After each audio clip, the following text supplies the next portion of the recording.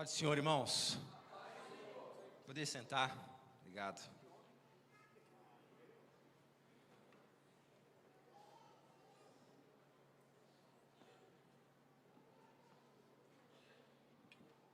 Vamos ao Senhor por este momento de privilégio, esse privilégio de poder trazer a palavra do Senhor. Sempre um privilégio e uma grande responsabilidade. Estou sempre tentando passar o cálice, mas não tem dado muito certo. Mas amém, o Senhor tem algo para nós nessa noite. Tenho certeza, o Senhor já tem falado. Todos que estão aqui, certamente, já puderam perceber que o Senhor se faz presente nesse lugar. Eu louvo a Deus pela vida do nosso pastor, do corpo de obreiros, da sua família, da família em Cachoeirinha que tem dado crédito ao nosso trabalho, à nossa humilde preleção ao longo de todos esses anos, e só tenho de louvar ao Senhor por isso. Vamos lá, Salmo 126, esse salmo é um salmo que vai fazer parte de um grupo chamado Salmo de Romagem, Salmo de Cânticos dos Degraus, Cânticos das Subidas, são cânticos de peregrinação, que vão do número 120 ao 134, todos esses salmos contam uma história relevante, mensagens profundas a respeito de Deus, do povo de Deus e do que Ele fez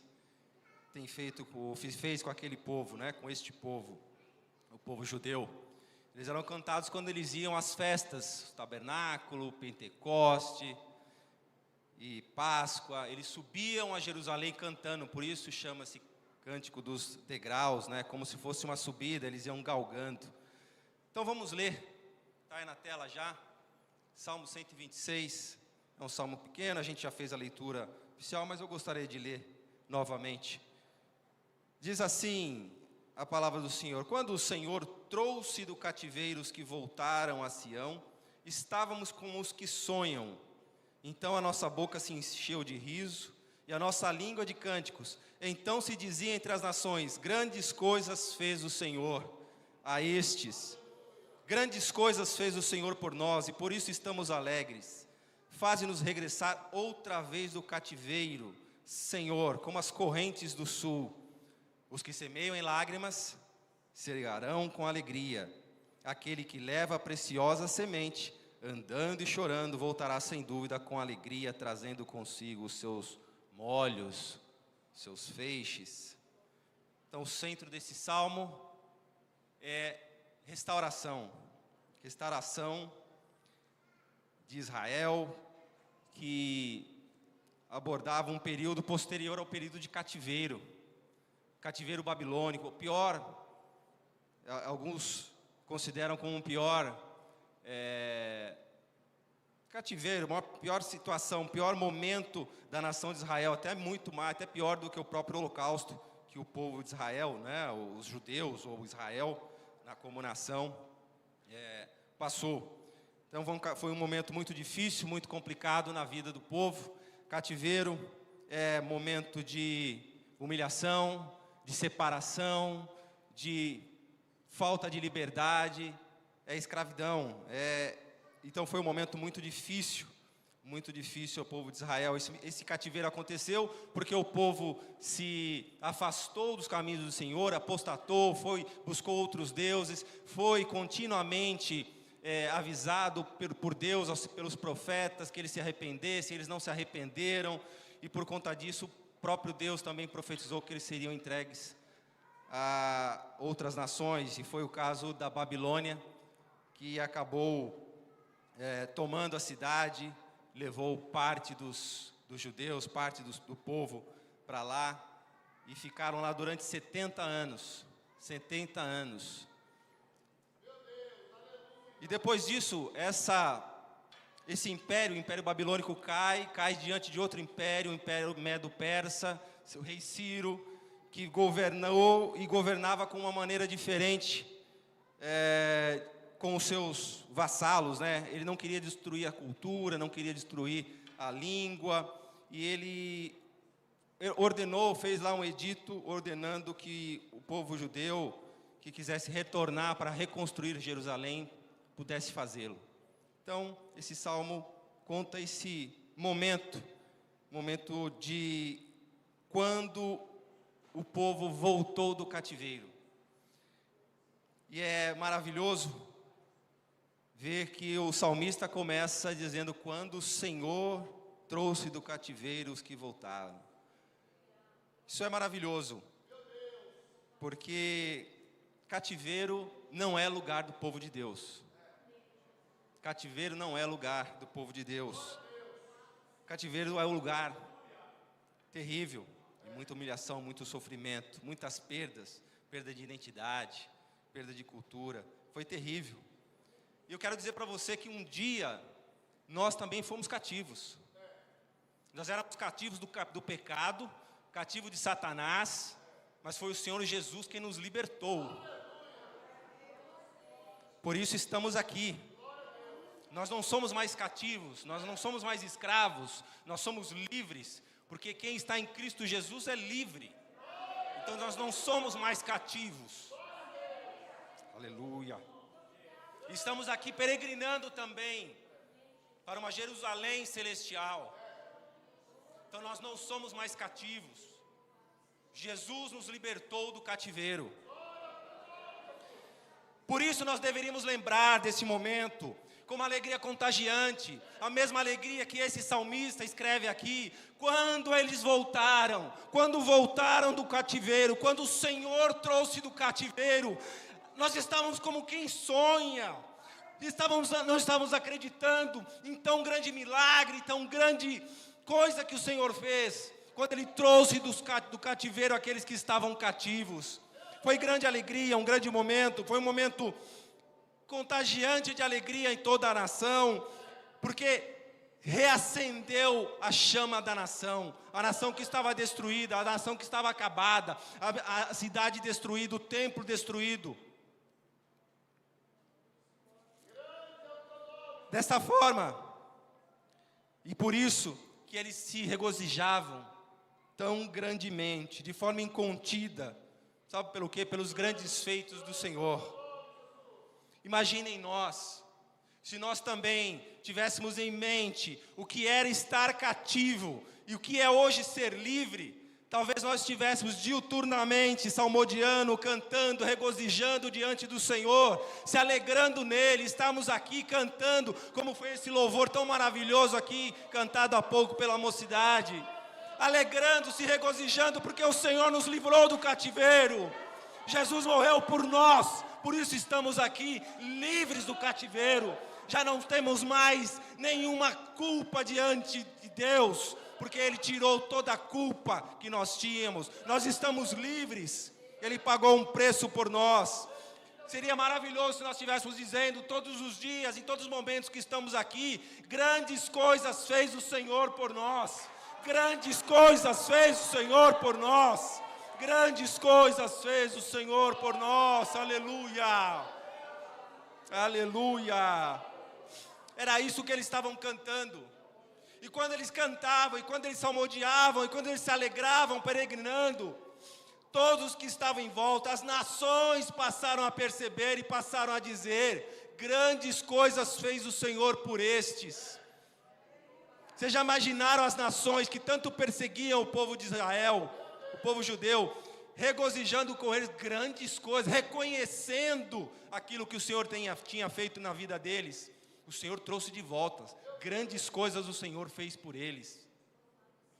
Nessa noite, irmãos, eu encorajo você a regozijar-se diante do Senhor, dizendo sempre, em todo o tempo, grandes coisas o Senhor fez por nós. Ainda que você pense que Ele não tenha feito nada, se você está aqui hoje é porque Ele te comprou com um alto preço, Ele te livrou do cativeiro, e estar longe do cativeiro é maravilhoso. Grandes coisas fez o Senhor por nós, aleluia.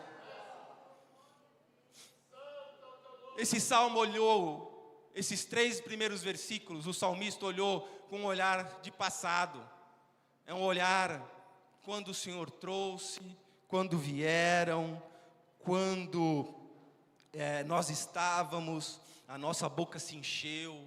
Ele estava olhando para esse passado que acabou, né? Esse passado difícil, duro, de cativeiro, que se acabou.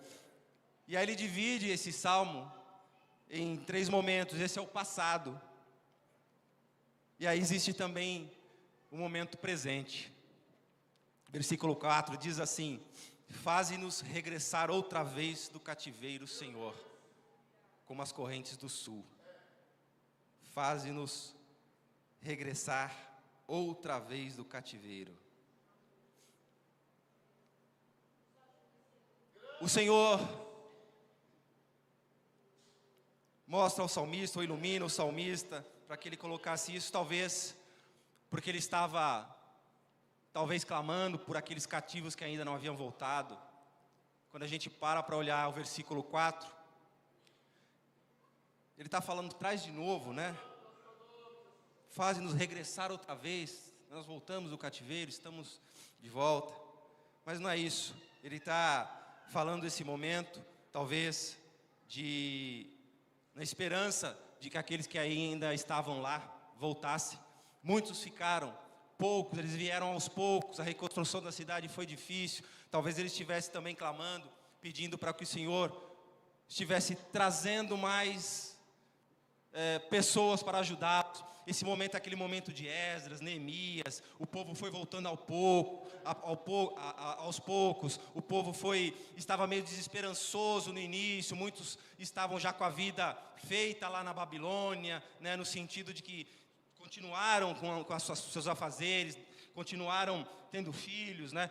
A escravidão nesse momento foi uma escravidão um pouco diferente do que a gente está acostumado. Eles podiam ter a sua casa, eles podiam ter o seu comércio, eles podiam ter vida normal. Eles só estavam tendo que pagar todos os tributos ao rei Ciro, à Pérsia, ao Império Persa. Mas esse momento foi um momento difícil, porque aqueles que voltavam porque estavam ansiosos, esperando por esse momento de reconstrução da nação, por esse momento de renovação.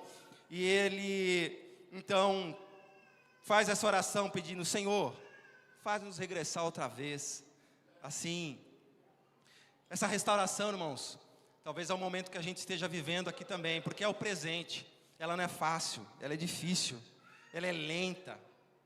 Restauração é difícil, é diferente de reforma. Uma boa ilustração é uma restauração, por exemplo, de uma pintura. Quando se restaura uma pintura, busca-se ao estado original dela. Então, os pintores que são habilidosos vão procurar a tinta original, a técnica original, tudo que foi feito naquela época, as ferramentas que foram utilizadas para chegar nesse momento de finalizar, de continuar a restauração daquele quadro.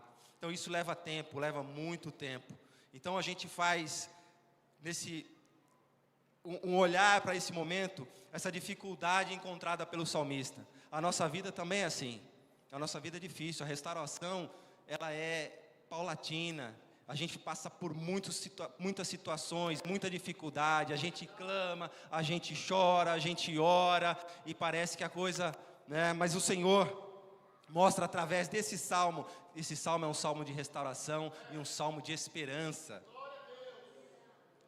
Jesus também disse que nesse mundo nós teríamos aflições, mas Ele venceu o mundo e nós nele também venceremos.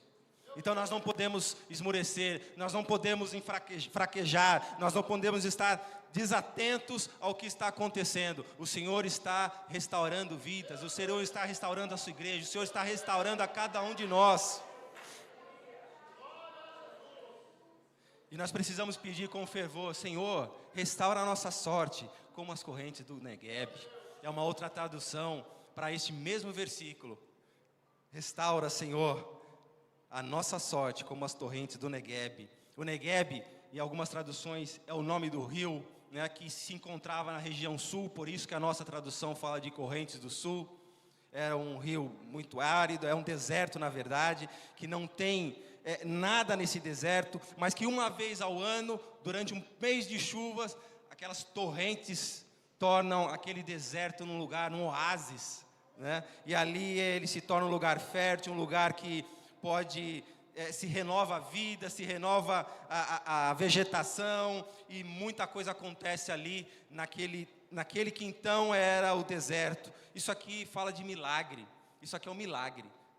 Nós não conhecemos essa região, eu não conheço, talvez aqui ninguém conheça, mas quem conhece sabe, olhando para isso, vê que isso é um milagre de Deus. Um deserto, um lugar que esse é o maior deserto da Judéia, um lugar onde toda a aridez fica por praticamente todo o tempo do ano, mas quando chega a chuva, tudo muda, a paisagem muda, toda a fauna muda, porque chegam as águas da chuva. Eu quero dizer para você, meu irmão, minha irmã, o milagre de Deus na sua vida vai chegar também, no momento certo, na hora certa. Como diz o pregador em Eclesiastes, há tempo para tudo. Há tempo de plantar e há tempo de colher. Então, tem o momento certo para chegar. E essa restauração é uma restauração que o Senhor faz por nós. É o Senhor que está conduzindo, é o Senhor que está fazendo. Faze no Senhor. Faze no Senhor. É o Senhor quem faz. É uma oração sincera, uma oração certa, que o Senhor está cuidando de nós. Por isso é preciso que nós oremos. E oremos sem cessar. Como diz Paulo em Tessalonicenses, orai sem cessar. Nós temos de orar continuamente. Nesse período de restauração, esse período de muitas mudanças, esses períodos difíceis que muitas pessoas ainda se encontram, talvez perdidas, nós precisamos orar para que o Senhor esteja ajudando a caminhar nessa peregrinação. E aí nós vamos caminhar para o versículo 5 e 6. Aqui já é um outro olhar. Passado, presente, agora olha-se para o futuro. É certeza da ceifa. É um futuro, mas é um futuro certo. Os que com lágrimas semeiam, com júbilo ceifarão. Quem sai andando e chorando enquanto semeia, voltará com júbilo, trazendo os seus feixes, os seus molhos. Semear também não é fácil. Tem de acordar cedo, terreno seco, às vezes árido, precisa das chuvas que o Senhor manda, mas a gente não tem controle sobre elas. A gente planta, a gente semeia, mas a gente não sabe, né, em que período. A gente não tem um controle, a gente sabe o período, mas não tem o controle. Vai chegar agora, vai chegar depois, pode haver seca, né? Mas a gente tem que semear. Então semear não é fácil, mas é preciso semear, lançar as sementes. E ao menos uma semente, né? A boa semente, a semente preciosa. E esse versículo, a gente pode ver também o salmista, aparentemente lembrando do tempo de exílio, o tempo em que o remanescente continuou orando, continuou derramando as suas lágrimas, para que Israel voltasse novamente a ser uma nação, Israel voltasse a ter a sua glória. Ele orava e chorava para que Israel fosse restaurado, para que houvesse o arrependimento e Deus mudasse a sorte de Israel. Ele continuou fazendo isso, ele estava semeando, continuava plantando, e o que se planta, se colhe. Essa é a lei da semeadura, né? É impossível a gente falar de semeadura, praticamente impossível, e não lembrarmos da palavra do semeador, que foi falado um pouco também domingo passado, tão importante. Essa parábola está nos 3 evangelhos, Mateus, Marcos e Lucas. Então ela é um pouquinho importante, né, para nós. A boa semente nessa parábola é a palavra. E mesmo sabendo que algumas sementes não vão frutificar, nós não deixamos de semear. Então, aquele que semeia a palavra. Os que estão junto ao caminho são aqueles a quem a palavra é semeada. As sementes são lançadas no caminho, são lançadas caem em meio a pedregais, caem em meio a espinhos, né? Mas o semeador continua semeando para que ele sabe que alguma semente vai cair em terra boa, em terra que vai dar fruto. É aquela terra que ouve a palavra, que se deixa ser transformado, e aí passa a dar fruto, e fruto que se perde a conta, um para 100, um para 50, um para 30, é uma bênção, Então nós temos que não deixar de fazer hoje, e fazer bem feito, para que nós possamos colher, assim como o salmista fez. Agora é importante, são duas perguntas importantes que nós temos que fazer. Talvez seja a chave daqui do que nós precisamos fazer. São duas perguntas: o que e como? O que semeamos e como semeamos? Como semeamos? Começo por como semeamos. Nós podemos semear de muitas formas, mas o salmista diz que com lágrimas, porque são lágrimas de arrependimento. Não são lágrimas qualquer. Não é uma lágrima porque perdeu alguma coisa. Perderam coisas, perderam a terra, não. São lágrimas de arrependimento, pelo fato de terem sido alertados do afastamento de Deus, mas não poder estar com Deus agora por causa disso. Então ele está arrependido, são lágrimas de arrependimento que se coloca, e Deus passa então a receber e ver e ouvir e o seu lamento, as suas lágrimas. Então, aqui a gente entende por que Jesus também diz no Sermão do Monte: bem-aventurados que choram, porque eles serão consolados. Lá não está falando de qualquer lágrima, é uma lágrima de arrependimento, arrependimento pelo pecado, arrependimento pelo afastamento de Deus em função do pecado. Então aqueles que choram pelo arrependimento, não é chorar porque perdeu alguma coisa, não, porque perdeu o próprio Deus. É o choro do arrependimento, e esse é o choro, essas são as lágrimas que o salmista derramou, que o povo, aquele remanescente que chorava, que lamentava pelo retorno de Israel, eles estavam chorando. É assim que nós temos de ser também. É chorar plantar, semear com choro, um choro de que nós estamos plantando aquilo que é valioso. A gente chora também com lamento quando a gente perde aquilo que é valioso, quando a gente está chorando pelos nossos filhos que estão, às vezes, titubeando, por alguém que está enfermo, que é um ente querido. A gente chora quando a gente vai à igreja sofrendo. A gente chora também quando a gente vê a nossa nação também tão triste, tão desigual. É um lamento por quem ama. E nós estamos falando aqui de algo precioso, que é a semente que tem de ser lançada. O mais belo aqui, irmãos, é que Deus tem uma promessa para todos aqueles que choram de arrependimento, que choram profundamente, que Deus limpará toda lágrima. Ele fala no Apocalipse por 2 vezes: Deus limpará toda lágrima. Não sou eu que vou pegar o meu lenço, não é o anjo que vai chegar lá vou chegar lá e vai limpar a minha lágrima. O próprio Deus limpará as nossas lágrimas. É o próprio Deus quem limpará as nossas lágrimas. Glória a Deus. Aleluia. Caminhamos para finalizar. A outra pergunta: o que? O que nós semeamos? O que nós semeamos? Qual é a boa semente, ou que semente semeamos?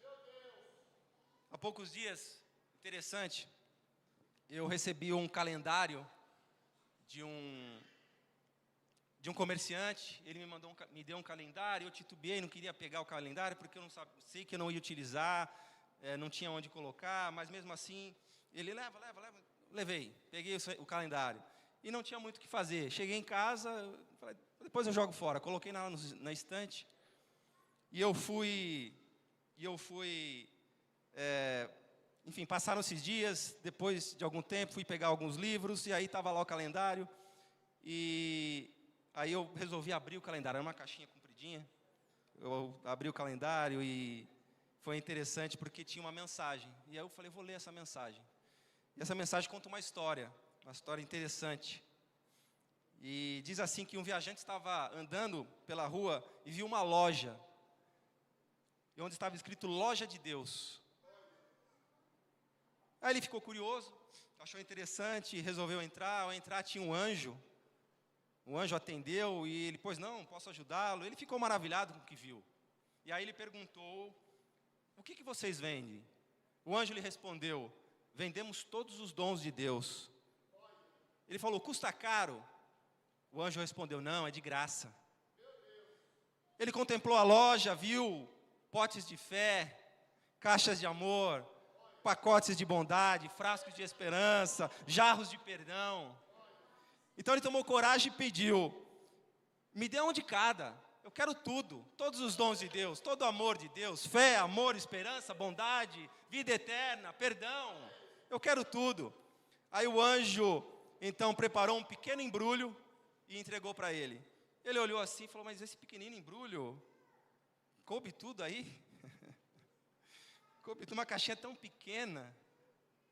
Aí o anjo respondeu para ele e disse assim, na loja de Deus, nós não oferecemos frutos, somente sementes. Somente sementes. Aqui, nós carregamos as sementes, porque elas serão semeadas, serão frutificadas lá fora. E tudo isso que foi falado aqui, essa reflexão, essa simples reflexão,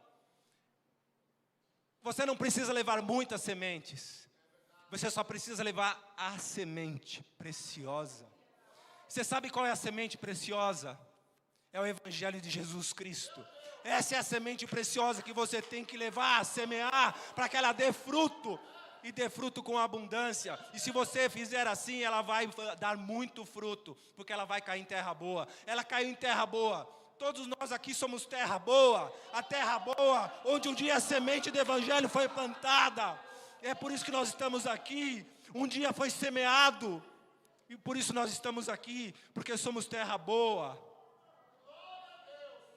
Nós temos que levar essa semente preciosa, semear, não importa, está difícil, a igreja está difícil, pastor, continua semeando. Irmão, está difícil sua vida, continua semeando. Talvez você tenha que semear na vida dos seus filhos, na vida do seu marido, na vida da sua esposa, na vida dos seus irmãos, na vida da sua família, no seu trabalho, por onde você quer que passe. Mas você não pode deixar de semear, porque quem dá tudo é o Senhor, aleluia.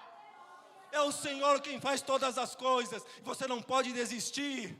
Você não pode desistir. Continue clamando, chorando, com lágrimas, semeando a boa semente. A boa semente é a preciosa palavra do Senhor, é o precioso Evangelho do Senhor. Aleluia. Aleluia. Muitos ainda estão cativos. Eu já encerro aqui, pastor. Estou dentro ainda. Muitos ainda estão cativos. Portanto, é preciso lançar a semente preciosa. Infelizmente, muitos ainda estão cativos aqui mesmo. Muitos receberam a boa semente, receberam, mas por um motivo ou outro, por causa da adversidade, por causa da dificuldade, por causa do terreno seco, acaba desistindo. Acaba titubeando, está com o pé aqui, está com o pé lá, está com dificuldade. Ainda há muitos cativos que precisam ser libertos, libertos de vícios, libertos de dependência emocional, libertos de estética, de culto, precisam ser libertos. Tem muita gente ainda que precisa, por isso nós precisamos ainda continuar firmes, com lágrimas, regando essa semente preciosa no coração de todo mundo. A restauração é necessária, mas é demorada, é cuidadosa, às vezes mais do que gostaríamos, mas é nossa restauração que o Senhor vai nos aperfeiçoando, nos transformando de glória em glória. Quem com lágrima lança a preciosa semente, vai com absoluta certeza trazer a colheita. Sabe por quê? Porque é promessa do Senhor, e Ele está ativo em todas as fases da nossa vida. Esteve no passado, está aqui agora, e estará amanhã.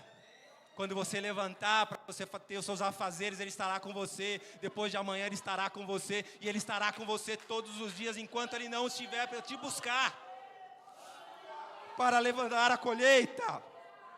Ele tira do cativeiro, Ele restaura, Ele dá a semente, Ele é quem dá o crescimento. Portanto, glória a Deus eternamente, amém, aleluia. É Ele quem faz todas as coisas, é Ele quem tira, é Ele quem dá a semente, é Ele quem dá o crescimento.